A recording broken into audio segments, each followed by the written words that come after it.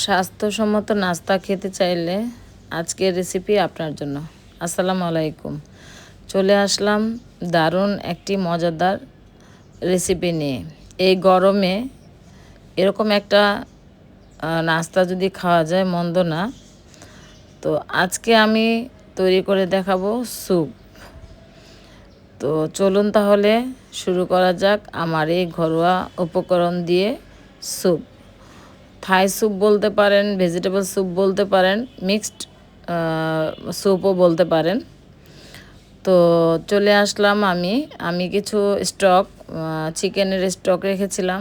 এখান থেকে আমি 2 কাপ স্টকের পানিটা দিয়ে দিলাম।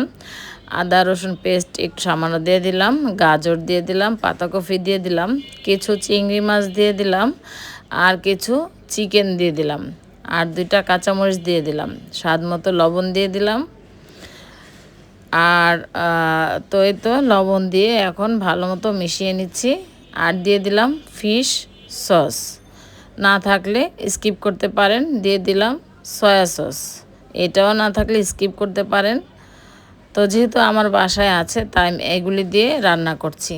তো বলক আসা পর্যন্ত কিন্তু আমি রান্নাই করলাম। যতক্ষণ পর্যন্ত 80% সিদ্ধ না হবে ততক্ষণ পর্যন্ত আমি এটাকে রান্না করব আর কি।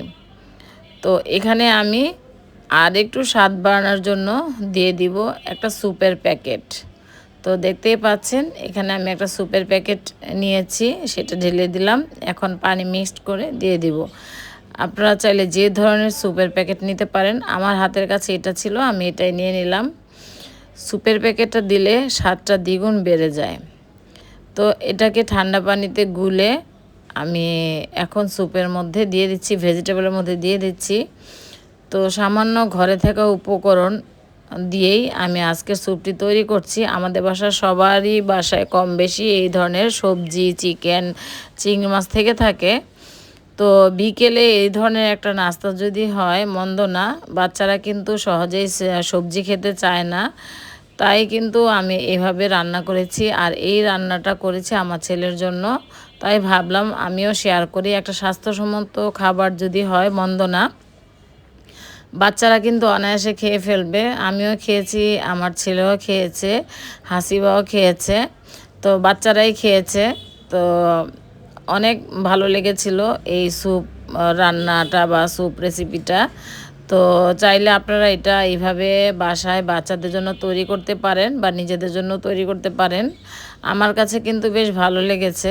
আর এটা কিন্তু অনেক উপকারী একটা খাবার। আর যেহেতু এখন প্রচণ্ড গরম পড়েছে, তো ওই হিসাবে কিন্তু এই ধরনের একটা নাস্তা হলে মন্দ হয় না।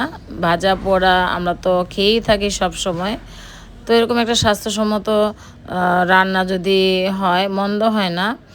তো আশা করি এইভাবে একবার হলেও ট্রাই করবেন। খুব সামান্য উপকরণ দিয়েই কিন্তু আমি স্যুপটা তৈরি করেছি।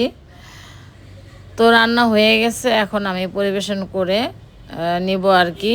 তো আমার আজকের এই স্যুপ রান্না কেমন হয়েছে অবশ্যই কমেন্ট করে জানাবেন। হয়তোবা অনেকে ভাববেন এত পাতলা স্যুপ খেতে ভালো লাগবে কি না। ইনশাল্লাহ একবার হলেও ট্রাই করবেন, দেখবেন যে মুহূর্তের মধ্যেই স্যুপটা শেষ হয়ে যাচ্ছে আর কি। আমার কাছে তো বেশ ভালো লেগেছে, আমার ছেলে অনেক পছন্দ করেছে। তো যাই হোক, আশা করি আপনাদের কাছেও ভালো লাগবে। তো দেখতেই পাচ্ছেন। আর চিকেন, চিংড়ি মাছ দিলে বাচ্চারা কিন্তু অনেক পছন্দ করে, অনায়াসে খেয়ে নেয়। ওরা খুব পছন্দ করেই খেয়ে নেবে চিংড়ি মাছ, চিকেনের দেখে ওরা সবজি সহই খেয়ে ফেলবে। যাই হোক, আমার আজকের সিম্পল সহজ একটি রেসিপি আপনাদের কাছে ভালো লেগে থাকলে লাইক, কমেন্ট, শেয়ার করবেন, সাবস্ক্রাইব করবেন, পাশে থাকবেন। আজকের মতো বিদায় নিচ্ছি। আল্লাহ হাফিজ। আসসালামু আলাইকুম।